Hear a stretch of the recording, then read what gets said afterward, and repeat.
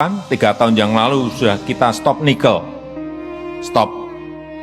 kita digugat oleh negara EU, Uni Eropa ke WTO, sampai sekarang belum selesai, karena kita stop. Menurut aturan, kata mereka nggak boleh digugat. Ya kalau kita digugat, kemudian kita takut dan tidak berani terus maju, ya akan terus-menerus seperti yang dulu-dulu, mentah terus yang kita ekspor. Gugat ya gugat, kita hadapi. Digugat itu bisa menang, bisa kalah. Kalahnya nggak apa-apa, banding lagi kita. Inilah yang secara konsisten akan terus kita lakukan. Stop nikel, tahun depan stop timah, tahun depan stop tembaga. Karena nilainya tambahnya ada di dalam negeri. Saya berikan contoh nikel. Waktu diekspor dalam bentuk mentahan, kita hanya mendapatkan nilai 15 triliun. Setelah diekspor dalam bentuk setengah jadi dan barang jadi, nilainya menjadi 360 triliun. Dari 15 triliun menjadi 360 triliun.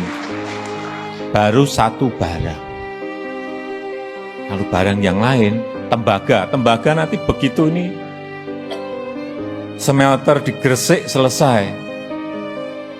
Ini juga sama, stop.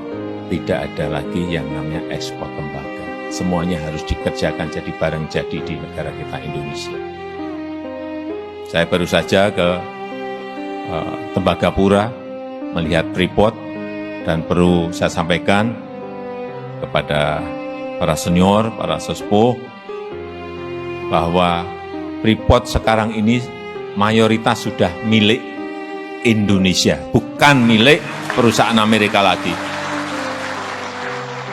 Karena sebelumnya kita hanya diberi 9,3%. 3 tahun kami negosiasi, sangat alot sekali, dan kita sekarang sudah memegang mayoritas 51%. Saya dulu-dulu nggak mau ke Freeport karena itu bukan milik kita, tetapi sekarang saya ke Freeport karena jelas itu sudah menjadi milik BUMN kita, artinya milik pemerintah Indonesia.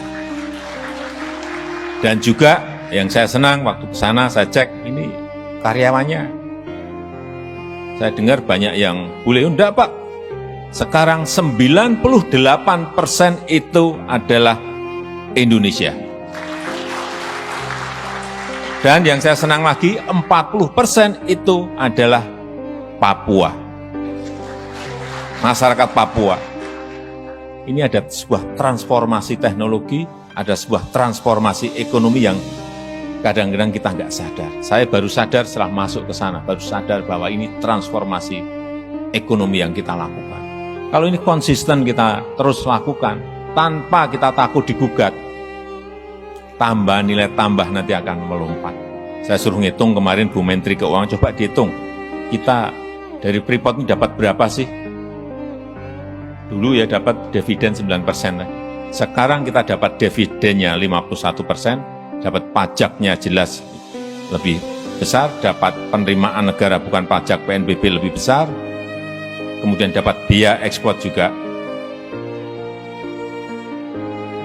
lebih besar. Setelah dihitung-hitung dari pendapatan mereka, kita 70% itu masuk ke negara. Dari yang sebelumnya hanya dividen 9%.